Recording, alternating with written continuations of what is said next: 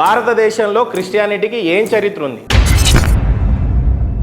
ప్రామాణికంగా చెప్పడానికి మీకు రాజులు ఉన్నారా, రాజ్యాలు ఉన్నాయా, ఎంపైరర్స్ ఉన్నారా, లేదు బ్రిటిష్ కాలం కంటే ముందు మేము ఇక్కడ పుట్టున్నాం, నాకు ఈ చరిత్ర ఉంది, నేను దీనికోసం పోరాడుతున్నా అని చెప్పండి.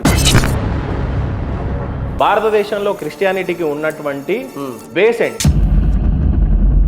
కేఏ పాల్ కన్నా గొప్ప ప్రవక్త ఎవరైనా ఉండేనండి? అసలు ప్రవక్తగా అసలు పాస్టర్ కూడా కాదు. కేఏ పాల్ కాదా? అందరూ జోకర్గా చూస్తున్నారు. ఆయన జోకర్గా చేసే ప్రతి చేతులకి ఈరోజు క్రైస్తవాన్ని. ఇప్పుడు మీకు పాస్టర్ విజయ్ ప్రసాద్ రెడ్డి గారికి పడుతుందండి?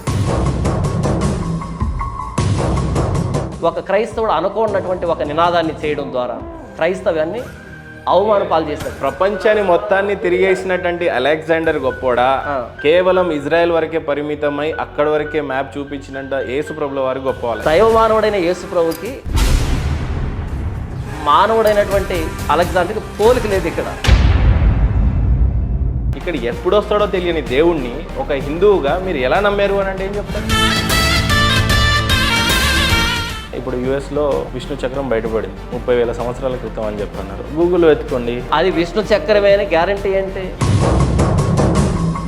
1,00,000 చర్చిలు అమ్మకానికి ఉన్నాయి. 2 లక్షలు ఉంటే మాత్రం నాకు వచ్చే నష్టం ఏంటి? ఇక్కడ తెలివి తక్కువ హిందూ సోదరులు ఎవరైతే ఉన్నారో మతాన్ని మారుతా ఉన్నారు. తెలివి తక్కువ కాదు, అమెరికాలో, యూరప్ లో తెలుసుకున్నటువంటి వాళ్ళు, అమెరికా యూరప్లలో క్రిస్టియన్ సోదరులంతా కూడా హిందూ సోదరులుగా మారుతా ఉన్నారు. అక్కడ సంతోషం, కంగ్రాచులేషన్. జాన్ పాల్ గారు, మణికంఠ స్వామి అని మీ పేరు, మీరు హిందూయిజాన్ని వదిలేసి క్రిస్టియానిటీ ఎందుకు పుచ్చుకున్నారో నేను చెప్తా. పాప జీవితాన్ని మీ క్రిస్టియానిటీకి ఇచ్చినంత ప్రయారిటీ, బైబుల్ని చదివిన ప్రయారిటీ హిందూయిజంలో ఉన్నటువంటి ఏ బుక్స్ కూడా మీ బ్రెయిన్ అలౌ చేయలేదు, మీరు చదవలేదు. మీరు కూడా నిమిత్త మాత్రులుగానే ఉన్నారు కాబట్టి మీరు మతం మారిపోయారు. 100 సార్లు చెప్తున్నానా, నేను మతం మారలేదు. ఒకవేళ ఎవరైతే భగవద్గీతని చదివిన వాళ్ళు ఉన్నారో, పురాణాలు చదివిన వాళ్ళు ఉన్నారో వాళ్ళని మీరు ఇంచ్ కూడా అందులో మత మార్పిడి చేయలేరు. దీన్ని మీరేమంటారు? నేను అసలు చేస్తున్నది మత ప్రచారమే కాదు. మీరే మతం మారిపోయిన తర్వాత ఇంకా నేను హిందూయిజంలో పుట్టలేదు అన్నాక ఇంకా ఎవరు ఒప్పుకుంటారు? నేను పాప జీవితాన్ని విడిచిపెట్టి ప్రభు అయిన యేసుక్రీస్తును సొంత రక్షకుడు అంగీకరించాను తప్ప మతం మారలేదు నేను. ఇక్కడ ఉత్తరప్రదేశ్లో క్రిస్టియన్ మినిస్ట్రీలు అనేది బ్యాన్. నాకు తెలియదు ఆ విషయం. రేపు భారతదేశంలో నరేంద్ర మోడీ గారు కనుక కాన్స్టిట్యూషన్ ని పాస్ చేస్తూ మతం మార్పిడి అనేది చెయ్యరాదు భారతదేశంలో అంటే మీ పరిస్థితి ఐ రిపీట్, కారణం బ్యాన్ చేయమని చెప్పండి. అప్పుడు నా క్రిస్టియానిటీ ఎంత బలమైందో, ఎంత దైవ ప్రేరేపితమో అప్పుడు తెలుస్తుంది.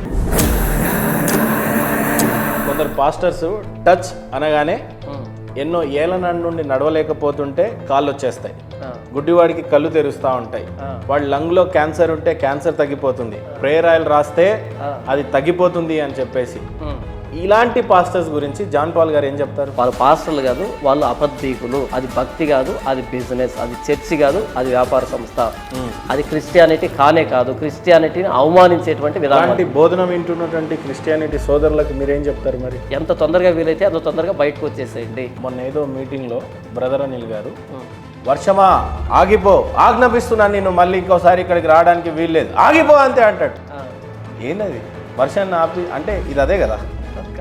లేదు. ఇప్పుడు బ్రదర్ అనిల్ గారు ఇదే వాక్యం చూపించి అద్భుతమైన వరాలు అంటే ఏంటి? వినండి అన్న, పడుతున్నటువంటి వర్షాన్ని ఆపేయటం. యేసు ప్రభు గాని అపోస్తలుగా అద్భుతాలు చేశారు. ఏ అన్యుడు కూడా వేలు పెట్టలేదు, ఏ అన్యుడు కూడా వేలు పెట్టలేదు. నమ్మలేదు కానీ వేలు పెట్టలేదు. ఫైనల్ గా రిమోన్ గుడి ఏం పెద్ద ప్రాబ్లం కాదు, నువ్వు వెళ్ళిపో అన్నాడు ఆయన. మనకెందుకు ప్రాబ్లం కదా? రైట్, క్లియరా? పవిత్ర బైబుల్లో ప్రాబ్లం లేదు. వన్స్ మత మార్పిడి జరిగిన తర్వాత ఆయన హోమం చేయొచ్చు, ఏమైనా చేయొచ్చు, ప్రజాప్రతినిధులకి ఎక్సెప్షన్ ఉంది అనేది ఆయన వాదన. బైబిల్ అలా చెప్పలేదన్న, బైబిల్ అలా చెప్పలేదు. మీరేమంటారు? ప్రజాప్రతినిధులైనా సరే ఎవరైనా సరే వన్స్ దేవుణ్ణి నమ్మి బాప్తిసం పొందిన తర్వాత ఆలయాలకు వెళ్ళొచ్చు, ప్రసాదాలు తినవచ్చు, హోమాలు చేయొచ్చు, పూజలు చేయొచ్చు, మంత్రాలు చదవచ్చు. బైబిల్ దానికి ఆమోదించదు. యేసు ప్రభు నిజమైన దేవుడు అంతే. ఆమోదిస్తుందని విజయ్ ప్రసాద్ రెడ్డి గారు చెప్పారు కదా. ఆయన చెప్పిన దానికి నేనేం చేయలేను. ఆయన చెప్పిన దానికి నేనేం చేయగలను? ఆయన వడ్డీ వ్యాపారం చేస్తానని చెప్పాడు, నేనేం చేయాలి దానికి? శ్రీలంకలో ఎవరు వ్యభిచారం చేస్తే అది పర్వాలేదు, దేవుడు అర్థం చేసుకుంటా అన్నాడు, నన్ను ఏం చేయమంటావు దానికి?